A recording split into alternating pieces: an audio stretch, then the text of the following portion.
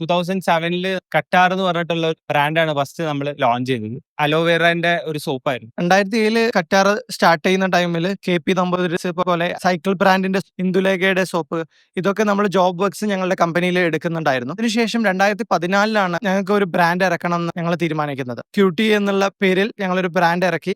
ഇപ്പോൾ ഏകദേശം 10 വർഷം പിന്നിട്ടു. ഇതുകൂടാതെ ആസ് എ ഗ്രൂപ്പ് ഞങ്ങൾക്ക് മറ്റ് ബ്രാൻഡ്സും ഉണ്ട്. ഹെർബൽ കോസ്മെറ്റിക്സ് ഹെർബൌഷ് എന്നുള്ള ഒരു ബ്രാൻഡ് ഉണ്ട്.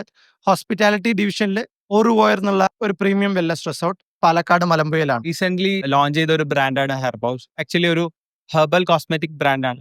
കൂടുതലും D2C ഫോക്കസ് ചെയ്തിട്ടാണ് നമ്മൾ മാർക്കറ്റ് ചെയ്യുന്നത്. ഒരു 300 ഇയേഴ്സ് മുന്നേ ഉള്ള ഒരു ഹെർബൽ ബൊട്ടാനിക്കൽ ബുക്ക് ഹോർത്തസ് മലബാറിക്കോസ് ബേസ് ചെയ്തിട്ടാണ് നമ്മൾ ഹെർബൌഷിന്റെ ഫോർമുലേഷൻ ചെയ്യുന്നത്. നമ്മളുടെ ടാർഗറ്റ് ഓഡിയൻസ് ആരാന്നുള്ളതാണ് നമ്മൾ ആദ്യം ഐഡന്റിഫൈ ചെയ്തത്. ഓയിലി സ്കിന്നാണ് ഇന്ത്യയിലെ കൂടുതൽ ആളുകൾക്കുള്ളത്. ഒരു സാധാരണക്കാരന്റെ ബഡ്ജറ്റിന് അനുസൃതമായിട്ടുള്ള ഒരു ബ്രാൻഡാണ് ക്യൂട്ടി.